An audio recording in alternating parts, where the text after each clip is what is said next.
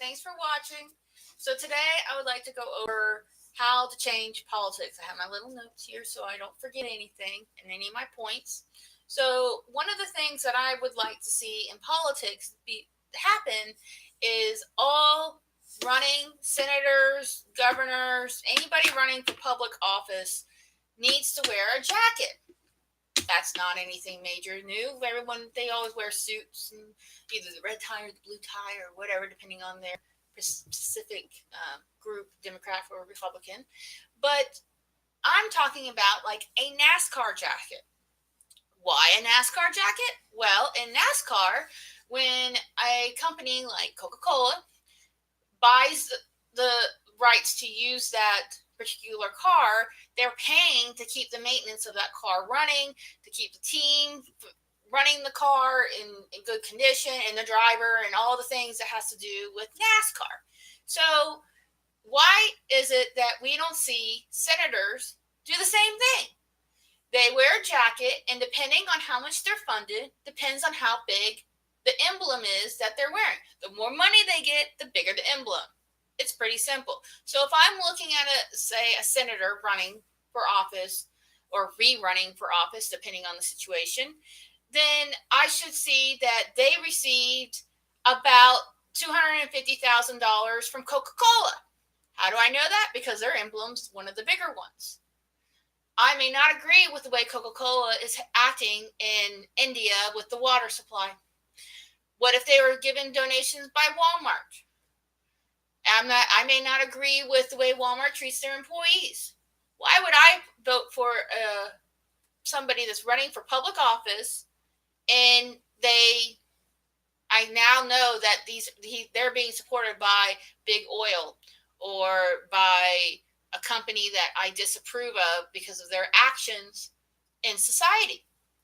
So that's an easy way to find out somebody's morals and values by who they allow to give them money. Because it's not like they're being forced to take this money. They're allowing this money to come to them. So that's one thing. The next thing is laws. Laws are being passed that have nothing to do with what the stated in the summary of the law is. So, an example, it can be a state law, it can be a federal law run through Congress, either one. Where the local laws, public usually votes on, or your public officials, the governor and things like that vote on it. And in national laws, the U.S. House votes on it and passes or doesn't pass it. An example of one of these laws may be the Child Protection Act of 2018. I'm making the name up. They use children and they use like clean water or clean air and things of that nature as the title of it. In any case, when a governor or a senator is given this law to look over, they're given anywhere from 24 hours to maybe a week to look it over. Oh, you're like, oh, that's not too bad. A week isn't long. The majority of time is less. It's 24 hours. So, in any case, these laws that these people are getting, and I'm not exaggerating. Look behind me. These books, these are average size books. I could read one of those books that I really like in about a weekend. Now, that's just me. If I really buckled down, I could probably read it in a day. But these are small books. They're about 200 and something pages. They're not a Harry Potter novel, which is 900 and something pages for the later versions. The laws that these governors and senators are getting are literally, you see the size of this shelf from here to here. That's the entire law. One law is that size. One. And what's happening is they're reading, or they're getting a summary. They read the summary, which the summary is like the first little part right here. And they're like, hey, this sounds like a great idea. We're going to protect our kids. Yay, I'm all for it. And anybody reading that would be like, yay, I'm all for it. Problem. Page down here is a law that another sub part of the law that's thrown in that has nothing to do with children. Something about maybe caging pigs and how we kill them for slaughter on the farms. Why would that be in a child welfare thing? Why? It doesn't make any sense at all. What's happening is that the people writing the laws, mostly lawyers, are being bribed to throw these other things in because they're being funded by the people. That's why then we need to know who's funding them. And some farming agency out somewhere doesn't want to spend the extra money on bigger pig cages, so they're saying, okay, we're going to make the pig cages this big versus that big. And so they change the law, they tweak it just a little bit, but they put it in this law that has nothing to do with farming. Nothing. So my suggestion would be any law being put on the books has to be 10,000 words or less. There is no reason in the world we can't pass a law for 10,000 words or less. The only exception I can think of is taxes.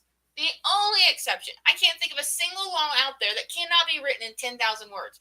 10,000 words is an hour-long speech.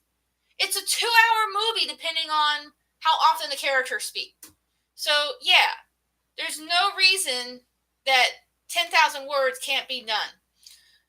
This book, but all these books here, none of them are 10,000 words, and they're a great read. There's no reason that a law can't be passed on protecting the children done in 10,000 words. Now, if we need to add a sub-law, like this would be the main part of it, and if there's questions about maybe paragraph 83, subsection 6, then they can have another section. But that's the only reason that they would have another section is because people have brought up questions about that during the voting. So they either strike it out of there completely or they would write another law based off that. Does that make sense? I hope that makes sense. So that's what I would like to suggest. Another suggestion is that the members in Congress equal the same percentage as the members of society that they're running.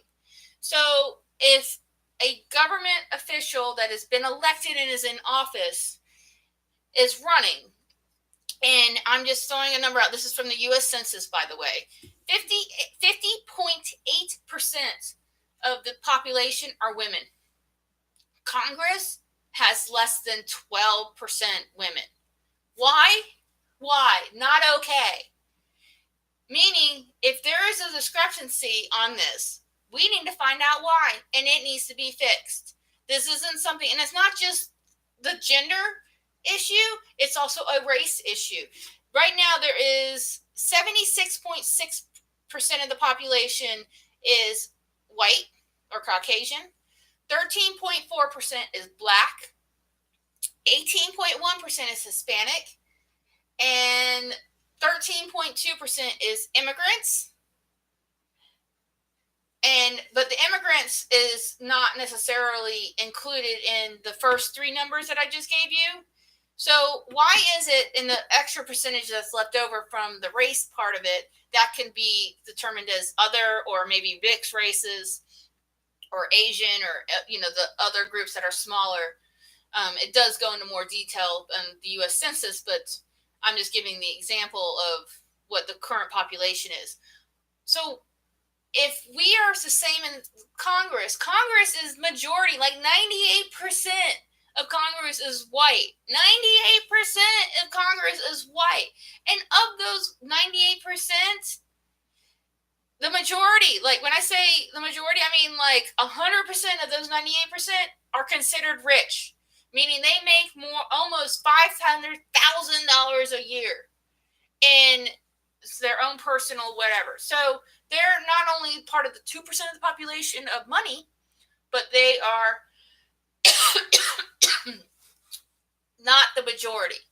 And even though the majority of the U.S. population right now is considered Caucasian, that we shouldn't have that many white people in Congress. We need more minorities. We need more African Americans and Hispanics, and we need different religions. Not everybody's Christian. Newsflash, not a majority of the population is Christian anymore, people. The majority of the population is actually a mix of everything.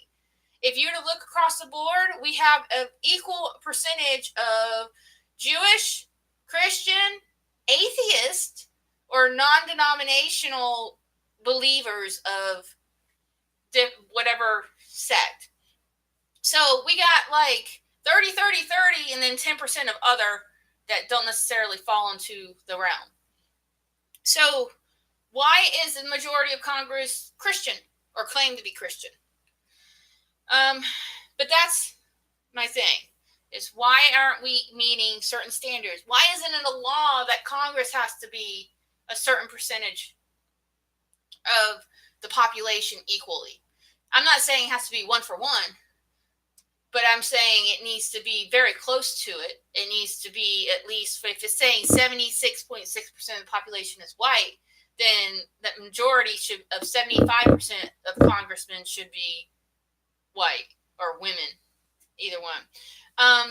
And my last thing is, in Congress, they run for their terms, and that's fine. I don't have a problem with people running for their terms.